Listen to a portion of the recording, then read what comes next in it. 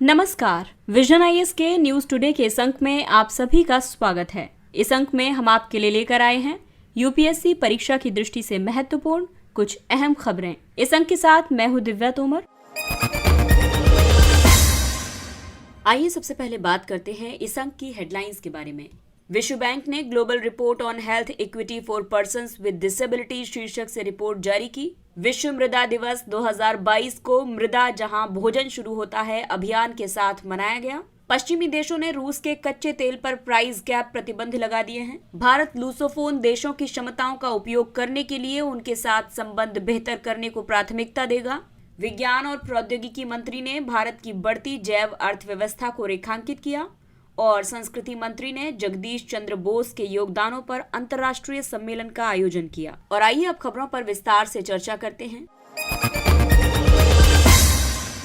इस अंक की सबसे पहली खबर पेपर 2 के टॉपिक संवेदनशील वर्गों के लिए कल्याणकारी योजनाएं, इसके अलावा इनकी बेहतरी के लिए गठित तंत्र, विधि, संस्थान और निकायों के बारे में है। विश्व बैंक ने global report on health equity for persons with disability शीर्षक से रिपोर्ट जारी की। इस रिपोर्ट के मुताबिक विश्व भर में लगभग 1.3 बिलियन लोग किसी न किसी रूप में दिव्यांगता से ग्रस्त हैं। ये विश्व की कुल आबादी का 16% है। सामान्य व्यक्ति की तुलना में दिव्यांग व्यक्ति 20 वर्ष तक कम जीते हैं। दिव्यांग व्यक्तियों के मधुमेह, स्ट्रोक या अवसाद जैसे रोगों से ग्रसित होने का खतरा सामान्य लोगों की तुलना में 2 गुने से ज्यादा होता है। दिव्यांग व्यक्तियों को कार्य करने में कई बाधाओं का सामना करना पड़ता है।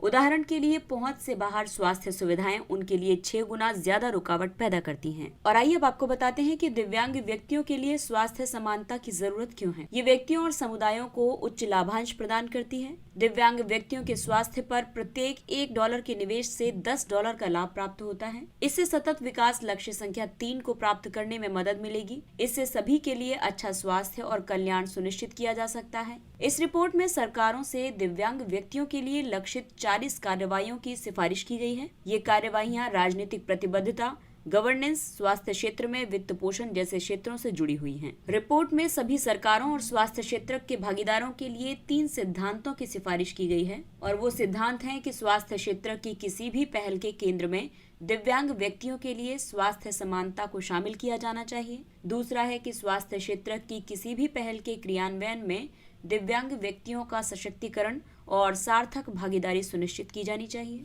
तीसरा है दिव्यांग व्यक्तियों को स्वास्थ्य समानता की ओर ले जाने वाली स्वास्थ्य क्षेत्र की पहलों की निगरानी और मूल्यांकन किया जाना चाहिए। भारत में दिव्यांग व्यक्तियों के लिए कई पहलें शुरू की गई हैं। सामाजिक सशक्तिकरण के लिए सुगम्य भारत अभियान, विशिष्ट दिव्यांगता पहचान पत्र परियोजना, शैक्षिक सशक्तिकरण के लिए दिव्यांग छात्रों के लिए छात्रवृत्ति, दीनदयाल दिव्यांग पुनर्वास योजना। इसके अलावा शारीरिक सशक्तिकरण की दिशा में उपकरणों की खरीद या फिटिंग के लिए दिव्यांग व्यक्तियों की सहायता योजना और आर्थिक सशक्तिकरण के लिए दिव्यांग व्यक्तियों के कौशल प्रशिक्षण के लिए राष्ट्रीय कार्य योजना और दिव्यांग उद्यमियों को रियायत ऋण देना। अगली खबर पेपर 1 के टॉपिक प्राकृतिक संसाधनों का वितरण से संबंधित है। और प्राकृतिक संसाधनों की बात करें तो इसमें मृदा भी एक प्राकृतिक संसाधन है और मृदा के संरक्षण की दिशा में विश्व मृदा दिवस 2022 मनाया गया। इसे मृदा जहां भोजन शुरू होता है अभियान के साथ मनाया गया। संयुक्त राष्ट्र ने 5 दिसंबर 2014 को पहला आधिकारिक विश्व मृदा दिवस मनाया था। इस दिवस का उद्देश्य स्वस्थ जीवन के लिए स्वस्थ मृदा के महत्व को उजागर करना है। वर्ष 2022 के अभियान का उद्देश्य स्वस्थ पारिस्थितिकी तंत्र को बनाए रखने और मानव के लाभ के लिए मृदा के महत्व के बारे में जागरूकता बढ़ाना है। मृदा खनिजों और जैविक पदार्थों का मिश्रण है।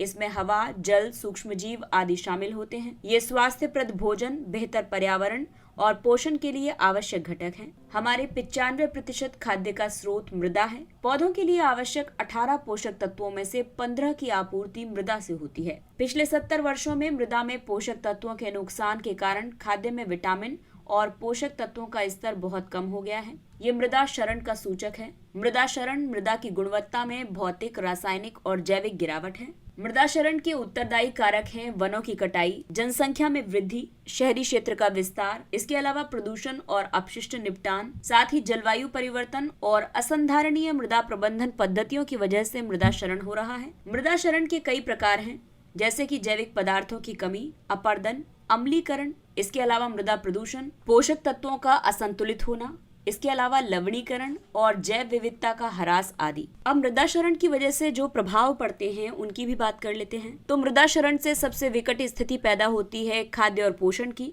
इसके अलावा जल की कमी हो जाती है, त्वरित जलवायु परिवर्तन होता है, गरीबी और सामाजिक असुरक्षा की स्थिति आ जाती है। मृदा क्षरण की वजह से प्रवासन होता है और पारिस्थितिकी तंत्र सेवाओं में कमी आती है। भारत के कुल भौगोलिक क्षेत्र का 29.3% मृदा क्षरण का सामना कर रहा है। मृदा क्षरण रोकने के लिए भारत में कई पहलें शुरू की गई हैं, जैसे कि मृदा स्वास्थ्य कार्ड योजना संचालित की गई है, शून्य बजट प्राकृतिक खेती की दिशा में कदम उठाए जा रहे हैं और वर्ष 2030 तक लैंड डिग्रेडेशन न्यूट्रलिटी प्राप्त करने का संकल्प लिया गया है। मृदा संरक्षण की दिशा में इस रिपोर्ट में कई सुझाव भी दिए गए हैं, जैसे कि उर्वरकों का विवेकपूर्ण तरीके से उपयोग किया जाना चाहिए, फसल विविधीकरण को बढ़ावा दिया जाना चाहिए, मृदा प्रबंधन की दीर्घकालीन रणनीति अपनाई जानी चाहिए और मृदा पोषक तत्वों का मापन और मानचित्रण किया जाना चाहिए। अगली खबर विश्व राजनीति के हिसाब से बहुत ही इम्पोर्टेंट है। ये पेपर 2 के टॉपिक भारत के हितों पर विकसित और विकासशील देशों की नीतियों और राजनीति के प्रभाव के बारे में है। तो पश्चिमी देशों ने रूस के कच्चे तेल पर प्राइस कैप प्रतिबंध लगा दिए हैं। G7 देशों के समूह, यूरोपीय संघ और ऑस्ट्रेलिया ने रूस के कच्चे तेल पर $60 प्रति बैरल का प्राइस कैप लगा दिया है। यूक्रेन पर रूस के आक्रमण को देखते हुए ऐसा किया गया है। G7 के सदस्य हैं Canada, France, Germany, Italy, Japan, United kingdom और संयुक्त राज्य अमेरिका। रूस विश्व में कच्चे तेल के 3 शीर्ष उत्पादक देशों में शामिल है। प्राइस कैप यानी उच्चतम मूल्य सीमा को लगाने का उद्देश्य है रूस की जीवाश्म ईंधन से होने वाली आय को सीमित करना। पश्चिमी देशों का ऐसा मानना है कि रूस इस आय का इस्तेमाल यूक्रेन में सैन्य अभियान संचालन में कर रहा है। प्राइस कैप लगाने वाले गठबंधन में शामिल होने वाले देशों के लिए इसका मतलब ये होगा कि वे रूस के कच्चे तेल को तब तक नहीं खरीदेंगे जब तक कि उसकी कीमत निर्धारित प्राइस कैप तक नहीं आ जाती है। रूस प्राइस कैप से अधिक कीमतों पर बिक्री करना जारी रख सकता है, लेकिन उसे पश्चिमी देशों से तेल ले जाने वाले मालवाहकों के लिए बीमा, मुद्रा भुगतान या पोत की मंजूरी जैसी सेवाएं उपलब्ध नहीं होंगी। लेकिन प्राइस कैप यानी उच्चतम मूल्य सीमा लगाने का कुछ प्रभाव भी होगा। ये तेल बाजार संचालन में बाधा पैदा करेगा और वैश्विक तेल उद्योग पर हानिकारक प्रभाव डालेगा। जब तक रूस कच्चे तेल की ढुलाई के लिए अपने स्वयं के जहाजों का उपयोग नहीं करता या आपूर्ति के लिए किसी अन्य वैकल्पिक मार्ग की खोज नहीं करता, तब तक भारत जैसे देशों के लिए रूस के सस्ते तेल के विकल्प के तौर पर अन्य स्रोत खोजना चुनौतीपूर्ण सिद्ध होगा। अगली खबर भारत के अंतर्राष्ट्रीय संबंधों पर आधारित है। ये भी पेपर 2 का टॉपिक है। भारत लूसोफोन देशों की क्षमताओं का उपयोग करने के लिए उनके साथ संबंध बेहतर करने को प्राथमिकता देगा। तो सबसे पहले तो आपको इस खबर से पहले ये बता दें कि लूसोफोन देश होते कौन से हैं। दरअसल पुर्तगाली भाषी देशों के लिए लूसोफोन शब्द का इस्तेमाल किया जाता है। भारत गोवा में अंतर्राष्ट्रीय लूसोफोन महोत्सव की मेजबानी कर रहा है। ये लूसोफोन देशों के साथ भारत के संबंधों को बढ़ावा देने का एक प्रयास है। वेल्हा गोवा यानी ओल्ड गोवा पर पुर्तगाली शासन 1510 ईस्वी में आरंभ हुआ था और ये वर्ष 1961 तक बना रहा था। लूसोफोन वर्ल्ड यानी पुर्तगाली भाषी देशों की बात करें तो इसमें 4 महाद्वीपों के 9 देश शामिल हैं। पुर्तगाली दक्षिणी गोलार्ध में सबसे अधिक बोली जाने वाली भाषा है। वर्ष 1946 में पुर्तगाली भाषी देशों के समुदाय CPLP का गठन किया गया था। इसे लूसोफोन कॉमनवेल्थ भी कहा जाता है। CPLP यानी पुर्तगाली भाषी देशों के समुदाय 9 सदस्य देशों और 32 सहयोगी पर्यवेक्षकों का एक बहुपक्षीय मंच है। भारत इसका सहयोगी पर्यवेक्षक देश है। इसके सदस्य हैं अंगोला, ब्राजील, काबो वर्डे, गिनी बिसाऊ, मोजाम्बिक, पुर्तगाल, साओ टोम ए प्रिंसिपे, तिमोर लेस्ते और इक्वेटोरियल गिनी। भारत और लूसोफोन संबंधों की बात करें तो वर्ष 2014 में गोवा में तीसरे लूसोफोनिया खेलों का आयोजन किया गया था। इसमें लूसोफोन देशों के एथलीट शामिल हुए थे। पिछले 1 दशक में CPLP देशों के साथ भारत के व्यापार में 6 गुना वृद्धि हुई है। भारत अपने ITEC और IAFS फ्रेमवर्क के तहत पुर्तगाल को छोड़कर शेष सभी CPLP सदस्य देशों को प्रशिक्षण प्रदान करता है। भविष्य में भी लूसोफोन देशों के साथ कई क्षेत्रों में हम सहयोग कर सकते हैं। रणनीतिक क्षेत्र की बात करें तो इसमें नीली अर्थव्यवस्था, नवीकरणीय ऊर्जा और रक्षा क्षेत्र में स्टार्टअप्स और अत्याधुनिक प्रौद्योगिकियां जैसे कि नैनो टेक्नोलॉजी और बायोटेक्नोलॉजी आदि में community of Portuguese language countries का सहयोग लिया जा सकता है। अगली खबर पेपर 3 के टॉपिक विज्ञान एवं प्रौद्योगिकी से संबंधित है। विज्ञान और प्रौद्योगिकी मंत्री ने भारत की बढ़ती जैव अर्थव्यवस्था को रेखांकित किया। आंकड़ों के मुताबिक भारत की जैव अर्थव्यवस्था में पिछले 8 वर्षों में 8 गुना वृद्धि हुई है। भारतीय जैव अर्थव्यवस्था का आकार वर्ष 2014 के $10 बिलियन से बढ़कर 2022 में $80 बिलियन से अधिक का हो गया है। इसी अवधि में जैव प्रौद्योगिकी स्टार्टअप्स की संख्या 100 गुना बढ़कर वर्ष 2022 में 5300 से ज्यादा हो गई है। जैव प्रौद्योगिकी उद्योगों ने शोध और विकास पर $1 अरब से अधिक का व्यय किया है। ये खर्च वर्ष 2020 से 21 के बीच यानी 1 वर्ष के अंदर लगभग 3 गुना हो गया है। भारत जैव प्रौद्योगिकी के क्षेत्र में दक्षिण एशिया में शीर्ष 3 और विश्व में शीर्ष 12 गंतव्यों में से एक है। जैव अर्थव्यवस्था को एक ऐसी अर्थव्यवस्था के रूप में परिभाषित किया जाता है जहां सामग्रियों, रसायनों और ऊर्जा के बुनियादी निर्माण खंड नवीकरणीय जैविक संसाधनों से प्राप्त किए जाते हैं। टीके, उपचार, नैदानिकी, बीटी कपास, जैव कीटनाशक, जैव ईंधन, एंजाइम आदि जैव अर्थव्यवस्था के कुछ प्रमुख घटक हैं और इसीलिए जैव प्रौद्योगिकी से संबंधित कई पहलें आरंभ की गई हैं, जैसे कि मिशन कोविड सुरक्षा। इसके तहत भारतीय कोविड-19 वैक्सीन विकास मिशन शुरू किया गया है। इसके अलावा राष्ट्रीय जैव प्रौद्योगिकी विकास रणनीति जो कि वर्ष 2021 से 2025 तक है। इस रणनीति में ज्ञान और नवाचार संचालित जैव अर्थव्यवस्था में योगदान करने के लिए जैव प्रौद्योगिकी का एक महत्वाकांक्षी लक्ष्य निर्धारित किया गया है। जैव प्रौद्योगिकी को भारत के लिए सनशाइन क्षेत्र के रूप में मान्यता दी गई है। इसका भारतीय अर्थव्यवस्था पर व्यापक प्रभाव पड़ेगा। संस्कृति मंत्रालय ने जगदीश चंद्र बोस के योगदानों पर अंतर्राष्ट्रीय सम्मेलन का आयोजन किया। जगदीश चंद्र बोस एक भारतीय भौतिक विज्ञानी और प्लांट फिजियोलॉजिस्ट थे। उन्होंने कैम्ब्रिज विश्वविद्यालय से स्नातक की डिग्री प्राप्त की थी। वर्ष 1917 में उन्होंने बोस संस्थान की स्थापना की थी। ये अंतः विषयक अध्ययन के प्रति समर्पित एशिया का पहला आधुनिक अनुसंधान केंद्र था। जगदीश चंद्र बोस के शिष्यों में सत्येंद्र नाथ बोस, मेघनाथ साहा और पीसी महालनोबिस जैसे प्रसिद्ध वैज्ञानिक रहे। जगदीश चंद्र बोस के वैज्ञानिक योगदान की बात करें तो उन्होंने बेतार संचार प्रणाली की खोज की थी। Institute of electrical and electronics engineering ने उन्हें रेडियो विज्ञान के जनक की उपाधि दी थी। उन्होंने पौधों की वृद्धि को मापने के लिए क्रेस्कोग्राफ का आविष्कार किया था। उन्होंने पौधों के तंत्रिका जीव विज्ञान को समझने में भी महत्वपूर्ण शोध किया था। उन्होंने गर्मी, ठंड, प्रकाश, शोर और अन्य बाह्य उत्प्रेरकों के प्रति पौधों की प्रतिक्रियाओं को भी प्रदर्शित किया था। उन्हें मिलीमीटर रेंज वेवलेंथ माइक्रोवेव्स पर अभूतपूर्व शोध के लिए भी जाना जाता है। ये वर्ष 1904 में अमेरिकी पेटेंट प्राप्त करने वाले पहले एशियाई थे। साथ ही वर्ष 1920 में रामानुजम के साथ रॉयल सोसाइटी के फेलो बनने वाले प्रथम एशियाई भी थे। उनकी प्रमुख कृतियां हैं response in the living and non living. Jagadish Chandra Bose ने ब्रिटिश प्रशासन द्वारा वेतन के मामले में किए जा रहे भेदभाव के खिलाफ सत्याग्रह का उपयोग किया था और इसी वजह से उन्हें सत्याग्रही वैज्ञानिक भी कहा जाता है। और आइए अब बात करते हैं कुछ अन्य महत्वपूर्ण सुर्खियों की। राष्ट्रीय कोयला सूचकांक, ये सूचकांक कोयला मंत्रालय जारी करता है। राष्ट्रीय कोयला सूचकांक एक मूल्य सूचकांक है। ये किसी निश्चित आधार वर्ष के अनुसार किसी विशेष महीने में कोयले के मूल्य स्तर में बदलाव को दर्शाता है। यहाँ वित्त वर्ष 2017-18 को आधार वर्ष माना गया है। ये भारतीय बाजार में कच्चे कोयले के सभी प्रकार के लेन देन को शामिल करता है। इसमें अलग अलग श्रेणियों के कोकिंग और गैर कोकिंग कोल शामिल हैं। इसके अंतर्गत धुला हुआ कोयला और कोयला उत्पाद शामिल नहीं है। दूसरा टॉपिक है विमानन सुरक्षा रैंकिंग।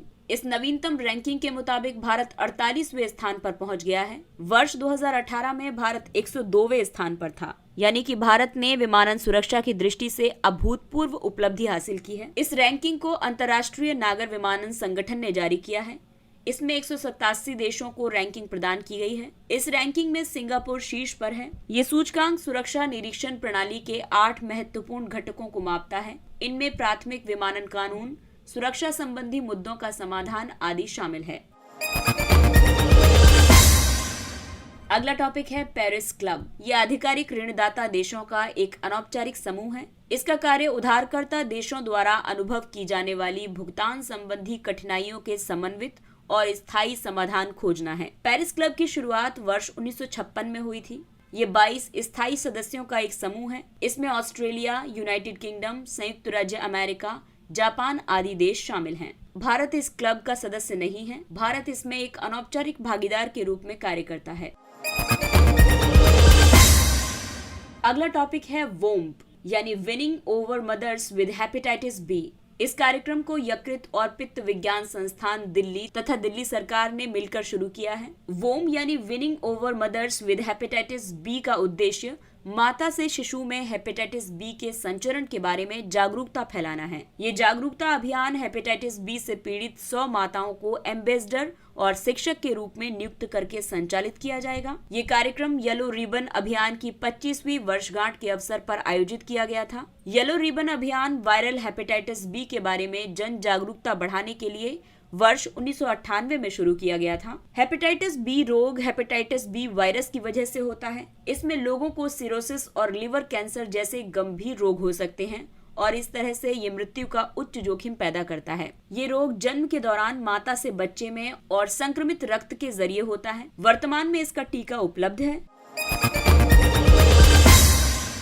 अगला टॉपिक रक्षा प्रौद्योगिकी से संबंधित है। आकाश हथियार प्रणाली। डीआरडीओ ने आकाश मिसाइल के तकनीकी विवरण और संबंधित सामग्रियों को मिसाइल प्रणाली गुणवत्ता आश्वासन एजेंसी यानी MSQAA को सौंप दिया है। आकाश मिसाइल मध्यम दूरी की सतह से हवा में मार करने वाली मिसाइल है। ये 30 किलोमीटर से 35 किलोमीटर की सीमा के भीतर और 18,000 मीटर तक की ऊंचाई पर विमान को नष्ट करने में सक्षम है। इसे कहीं भी आसानी से तैनात किया जा सकता है। साथ ही ये मल्टी टारगेट एरिया डिफेंस क्षमताओं से भी युक्त है। ये मिसाइल 60 किलोग्राम तक के भार वाले पारंपरिक और परमाणु हथियार ले जाने में सक्षम है।